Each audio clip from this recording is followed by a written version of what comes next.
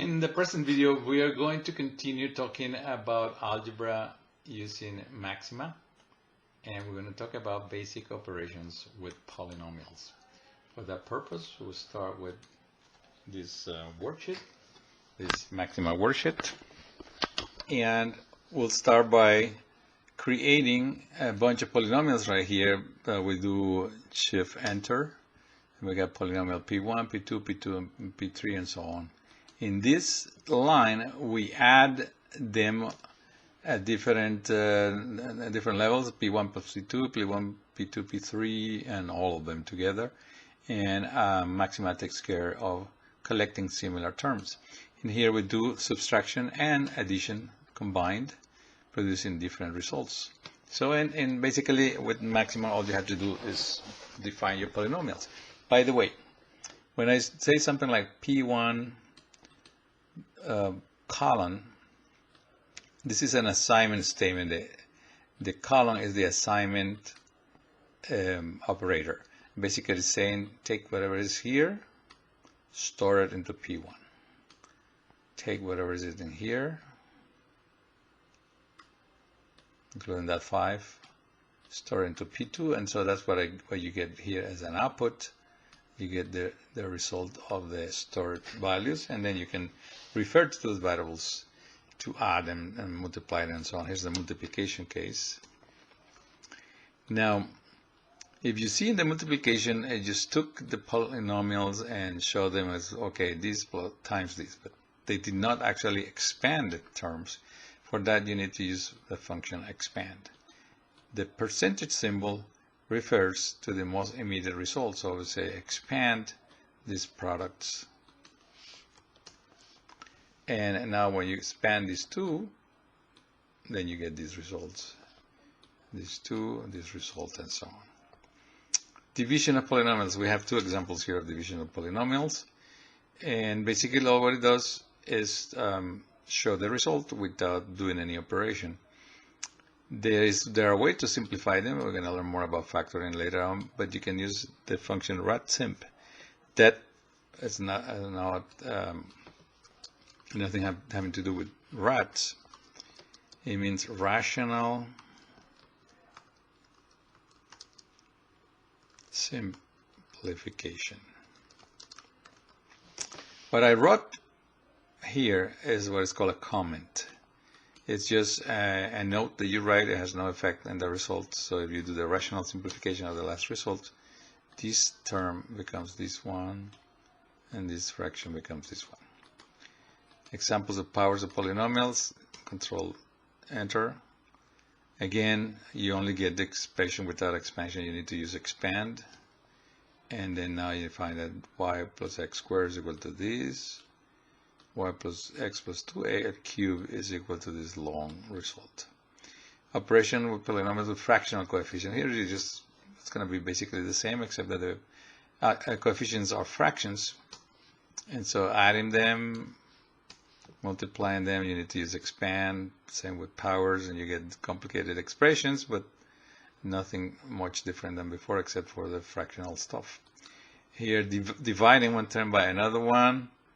First, it just shows the result, and then you do when you do the rational simplification, it gives you the expanded fractions simplified. You can use parentheses to group terms, as I show in this example. Here's a product of 4 terms expanded. Examples of divisions. Rational simplification to simplify those terms. Here's another case. Rational simplification. There you go. Now, if you need to divide polynomials and show the quotient and the residual, because all the cases presented here, they were easy way to factor them and eliminate factors, but in this case that we're going to see right here, they don't. And so if you go to the calculus menu and say divide polynomials, you're going to get this form, and then you can type in your polynomials. I've done that before, and the result is this command that says divide x cubed minus x minus 3x plus 3 by x minus 3. If you do that, you get a list where the first term it's going to be the quotient, and this is the second term is going to be the residual. Now, you can verify that if you multiply this quotient times the dividend and add the residual and expand that term, sorry, we got to go back here, you end up with the numerator or the dividend or the dividing term. And so basically the divide command will do division with residuals and so on. Important product and quotients: the square of two terms, the difference of two terms, difference here with numbers, product of a number, difference and a sum. So here's the expression for the sum of square. Sum and its difference is equal to square first minus square second, cube of a polynomial.